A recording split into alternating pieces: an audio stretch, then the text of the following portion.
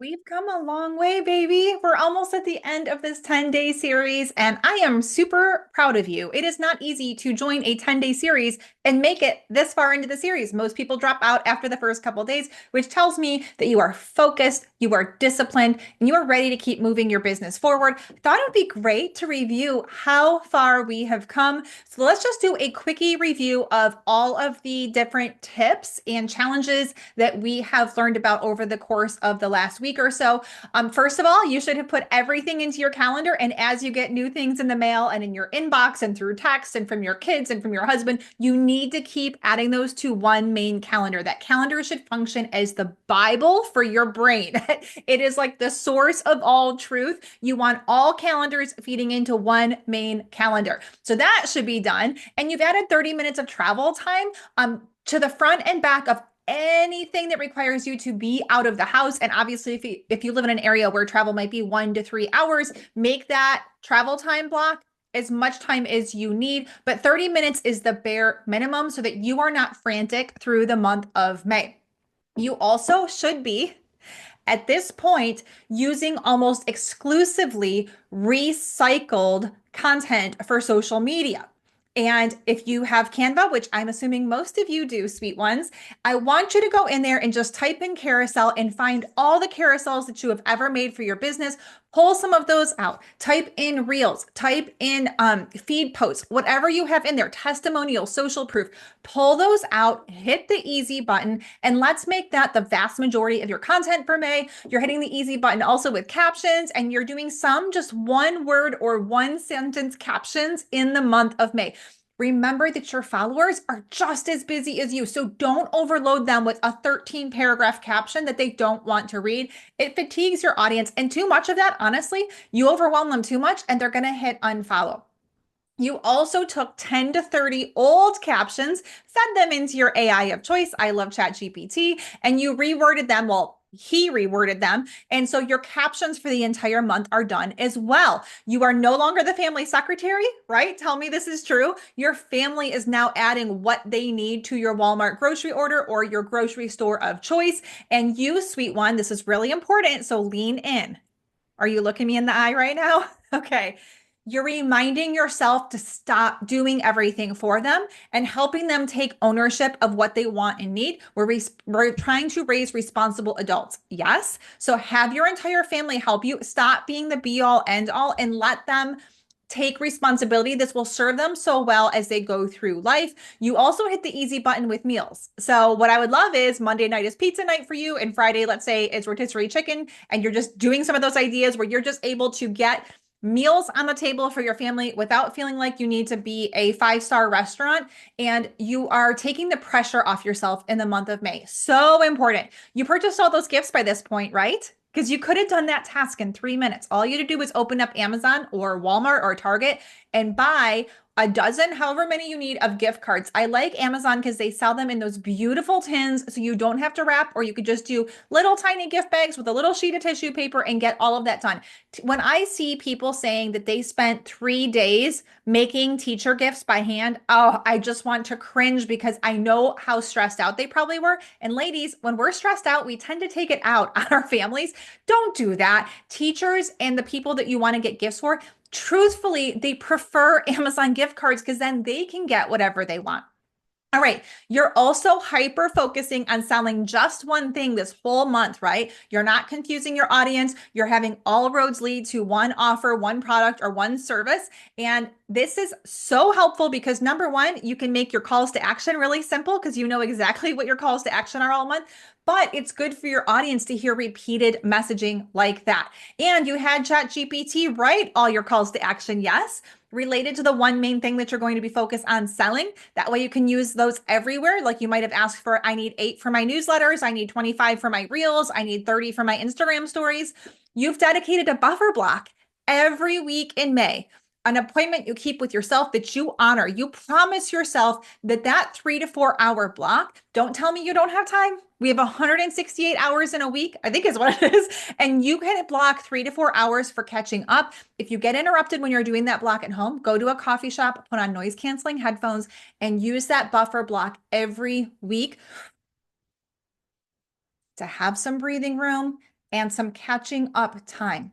If you're going on vacation, you've blocked that on your calendar and the week after. Yes. So you're building buffer in, you're making a plan to batch not just the week you're gone, but the week you get back so you can return with ease and no stress at all. So stop, breathe, and think. In addition to those buffer blocks, you've deferred some things, and we're going to talk about that in today's tip. So we're going to talk cancel, combine, and defer. I want you to pop open that digital calendar that we made on day one. We're coming right back to that. I want you to look at what's going on, and let's talk through cancel, combine, and defer. So let's start with cancel. There are so many things so many things that we can just opt out of this month at business and at home. So for cancel, combine, and defer, I'm actually going to be talking to you about here's 10, 20 ideas for what could be canceled at home, 10, 20 ideas for what could be canceled in your business for the month of May. Then we're going to move into combine and then into defer. Easy peasy, and we are done. So let's brainstorm and think about things that can simply get canceled altogether. And this will help if you're looking at your May holistically, because you'll hopefully you feel overwhelmed and you're like, yes, I need to cancel some things. So some things you can cancel. This is not canceling them for all time. I know you have a heart to give and to serve, but volunteering for one more thing, for sports, for the recital, for the school, for the wherever you volunteer, being the one who always makes the cute treats, being the one who always does everything handmade, homemade. How about hosting that Memorial Day gathering if it feels draining? Do you really need to be doing that? Signing up for that meal train out of obligation. You don't even know the person, but you just feel like you're supposed to be doing these things. Let's talk deep cleaning. Anything. This is not the time to be doing spring cleaning or any other kind of cleaning. Save that for a different month, but don't be doing stuff like that. Don't do any new home projects in the month of May. I don't know about you, but I think this is somewhat of a ADHD thing. When I'm staring down a huge project, a huge deadline, all of a sudden, that's when I want to reorganize my entire pantry or I want to organize my walk-in closet. You have to fight the urge to do that. Cancel, all that stuff. How about things like returning that $3 item to Walmart or the $7 item to Target? You're going to spend more money and gas, frustration, and hassle. Just cancel that. Don't do that kind of stuff, especially in May. This is not the time to be trying new recipes, going to new places, starting any home or yard projects. Just wait, just wait, just wait. Even just doing like that one extra play date or that one event that your kids don't care about or your husband doesn't care about. On the business side, some things you can cancel. I know you love to learn just like I love to learn, but what about that webinar or that boot camp you signed up for and you feel stressed right now? And 2 months ago when you signed up, it sounded good at the time, but now you're looking at it and you're like, oh, really don't want to do this. Just cancel. If you need to send an email to the creator, do so. What about that launch you were going to try to do this month in your business, but you have hardly anything put together for it? It's barely planned out. Let's just cancel that. Let's not add that kind of stress. Going live just because, let's say you go live on Thursdays. No one says you have to go live on Thursdays. You could just cancel that for the month of May. Remember, there's a lot less people engaging online anyway. Doing free calls or consults. Typically in the month of May, I will actually turn off my discovery call option on Calendly just for the month of May. Yes, it could lead to business, but that's just something I don't want to make space for in the month. Now, I'm not telling you to do that. You are the CEO of your business, but I'm just saying, think through really with a critical eye of, do all of these things in your business need to be done, or could some of them just get canceled? Catching up with people in person or on Zoom that you don't even really want to catch up with them. I'm going to talk about in defer. If it's like a business bestie, we want to just defer that. We're not going to cancel it altogether. But I've worked at so many different companies and I'm a lover of people, but some people, they want to have monthly Zoom coffee chats and they really drain me. And so it's okay to just cancel those things and you don't have to propose a new date. I'm starting on a platform. Don't start on any new social media platform or anything else for your business in the month of May if you don't have the bandwidth, or even posting on platforms that aren't performing. I'm not saying give them up altogether, but do you really need to be doing all of that if people aren't engaging on that extra platform anyway? A collaboration or something you're doing with another business owner that's just not moving forward, you feel like it's like you're carrying their weight on your back, just cancel that. A Canva redesign spiral. This is not the time to go into Canva and be trying to make new things. Showing up daily on Instagram, if it's completely burning you out, just scale back. We talked about that earlier. Making a new freebie. You don't need to do that right now. That's not what's leading to your lack of sales. Or just refilming a reel 37 times. Just go with what you filmed and hit publish. What can you combine? This one's a fun one. Let's think through some things that we can combine.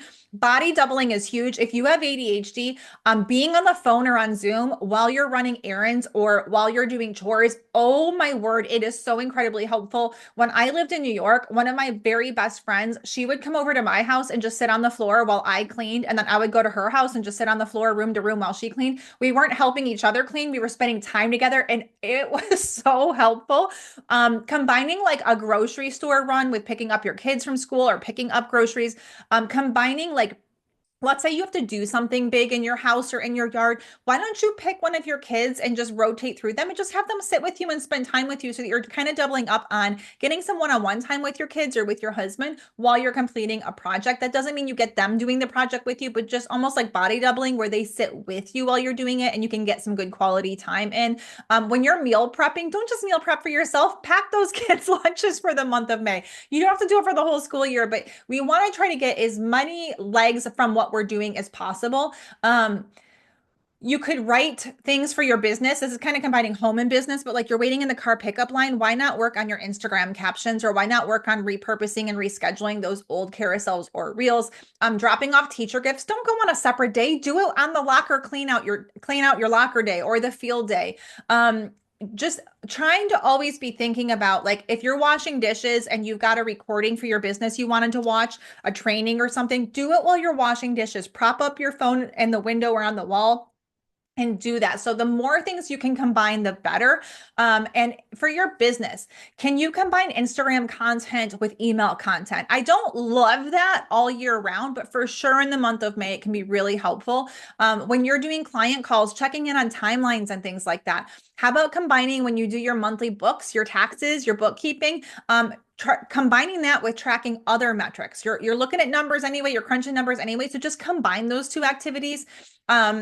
When you're on a Zoom call, so as a business coach, I've got this stand for YouTube. I will often just set up my phone and get some B-roll recorded while I'm coaching someone. When you are gathering testimonials, why not tweak your post-purchase email and add some of those things to that? Now, defer is the easiest and probably the best for most of you. Let's think through some things real quick as I wrap up this video that you can defer. Annual physicals, dental cleanings, vet appointments, vet grooming. Oh my word, you don't need to have appointments in May. Call those offices and ask nicely if there's any possible way that you can move those things to, let's say, July. July is typically, depending on what state in the USA you live in, it's typically a slower month for doctor's offices. As you get late July and into August, they're often doing sports physicals and they start to get super busy. Don't put everything the first week of June or you're going to want to hurt me after May is over, but just try to spread things out. Can your dog go a couple extra weeks without getting groomed? Can your kid's dentist appointment just get moved backward by 6 or 7 weeks? Nothing bad is going to happen to their teeth if they're a month and a half late on the dentist. And I know, if you're a dentist or your spouse is a dentist, don't come after me. I mean, truthfully, some people go 20 years without going to the dentist. 6 weeks is not going to hurt anybody. Scheduling that coffee catch up with somebody that you really love and you miss, just schedule that for a month later. Don't be doing stuff that's not necessary in the month of May. This is not the time to repaint a room. Do it during the summer. Don't do big house projects like I said before.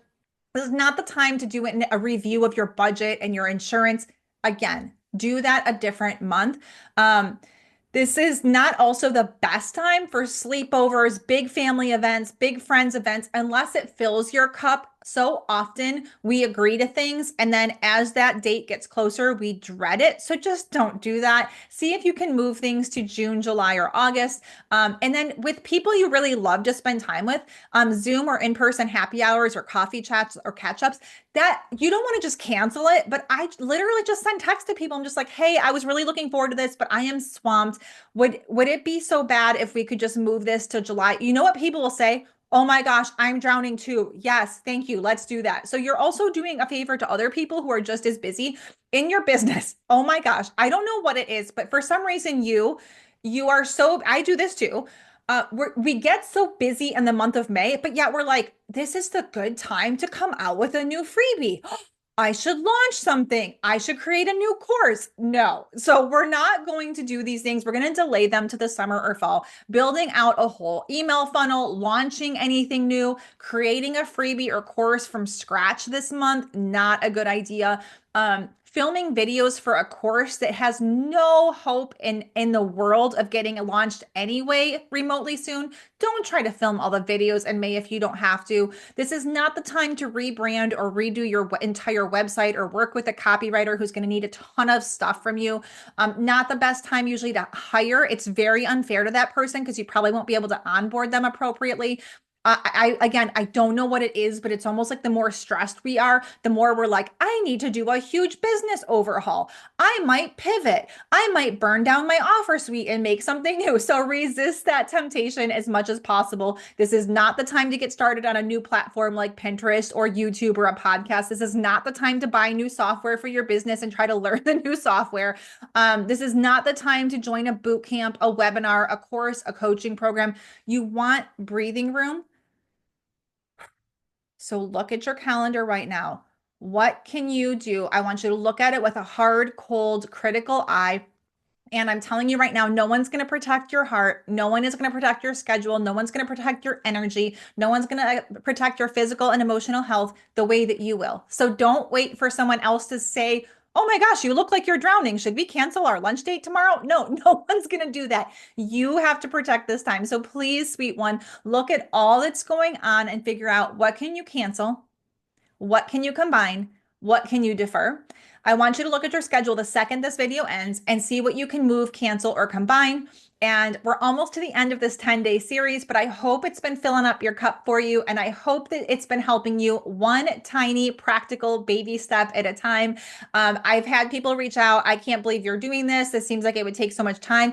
It did.